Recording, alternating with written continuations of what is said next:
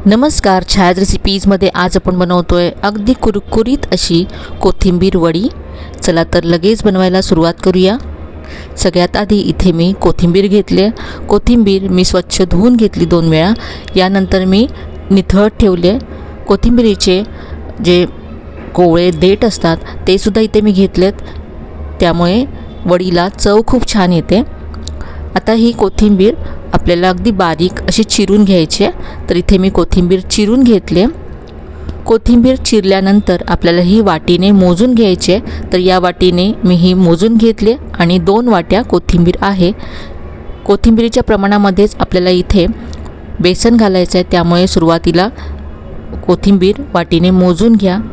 अर्धा चमचा यामध्ये मी ओवा घातला, 1 चमचा सफेद तीळ घातलेत, पाव चमचा हळद घातली, अर्धा चमचा धने जिरे पूड घातली, चवीप्रमाणे लाल तिखट घालायचं आहे, पाव चमचा गरम मसाला घातला, चवीप्रमाणे मीठ घातलं आहे, पाव चमचा हिंग घातला।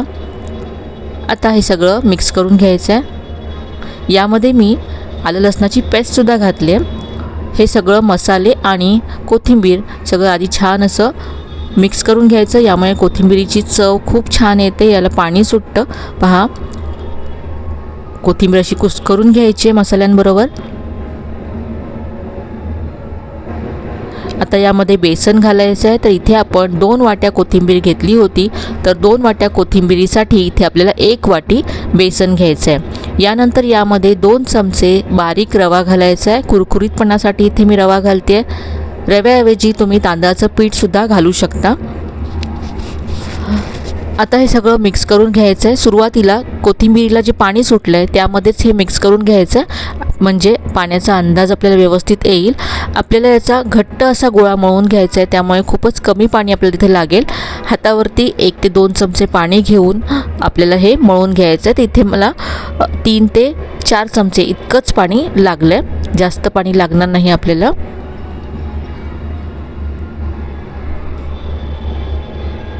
तर याचा मी गोळा मळून घेते।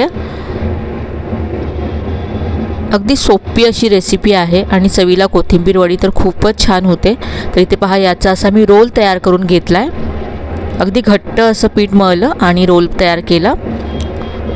आता यावरती अर्धा चमचा तेल घालायचं आहे। तेल पिठात न घालता असं वरून लावून घ्यायचं।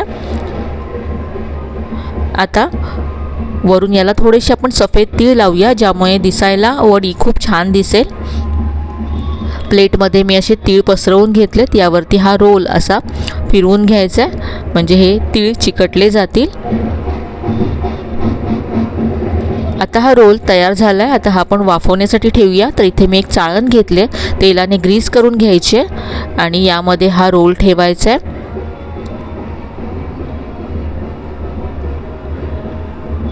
इथे मी कढईमध्ये पाणी आधीच गरम करत ठेवलं होतं। यामध्ये आता ही चाळण ठेवायची आहे आणि झाकण ठेवून कमीत कमी 10 मिनटं हा रोल आपल्याला मीडियम फ्लेमवरती वाफवून घ्यायचा आहे। तर इथे पहा, 10 मिनटं झालेत। आपण पाहू शकता रोलचा रंग किंचित बदलला आहे आणि इथे पहा असं ड्राय झाला आहे, म्हणजे आपला रोल छान शिजला गेला आहे। गॅस बंद करायचा आहे आणि आता हा रोल पूर्ण थंड करून घ्यायचा आहे। रोल पूर्णपणे थंड झाल्यानंतरच याच्या आपल्याला वड्या पाडायच्या आहेत। गरम असेल तर वड्या पाडताना त्या कुस्करू शकतात। इथे मी सुरीला तेल लावून घेतलं आहे आणि आता कट करताना पहा, सुरी मागे पुढे करून आपल्याला हा रोल कट करायचा आहे। याच्या वड्या पाडायच्या आहेत।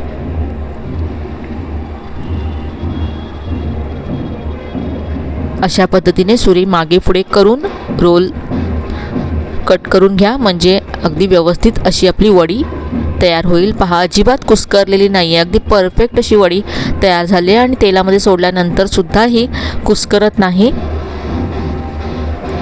अशा पद्धतीने इथे मी सगळ्या वड्या कट करून घेते। इथे आता ह्या वड्या तयार आहेत। आता आपण ह्या फ्राय करूया। तुम्हाला जर हा रोल स्टोअर करायचा असेल तर तुम्ही फ्रीजमध्ये एअरटाईट कंटेनरमध्ये हा रोल, शिजवलेला रोल स्टोअर करून ठेवू शकता। 4 ते 5 दिवस व्यवस्थित राहतो आणि जेव्हा तुम्हाला हा खायचा असेल तेव्हा तुम्ही वड्या कट करून फ्राय करू शकता। आता ह्या वड्या पहा मी फ्राय करते तर तेल व्यवस्थित असं गरम करून घेतलं आणि यामध्ये या वड्या सोडल्यात. मीडियम फ्लेमवरतीच या वड्या आपल्याला फ्राय करून घ्यायच्यात. जास्त ब्राऊन करायच्या नाही आहेत, नाहीतर त्या कडवट लागतात.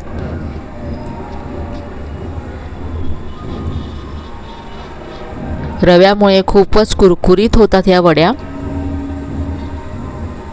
गोल्डन ब्राऊन झाल्यात, काढून घेऊया.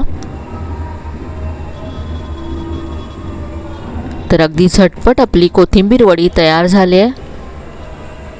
इथे मी टोमॅटो केचप बरोबर सर्व केले. अजिबात न कुस्करणारी अगदी मस्त क्रिस्पी कुरकुरीत अशी ही कोथिंबीर वडी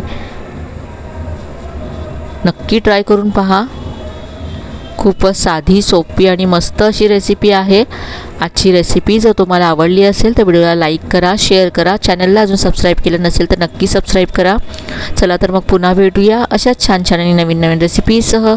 तोपर्यंत धन्यवाद.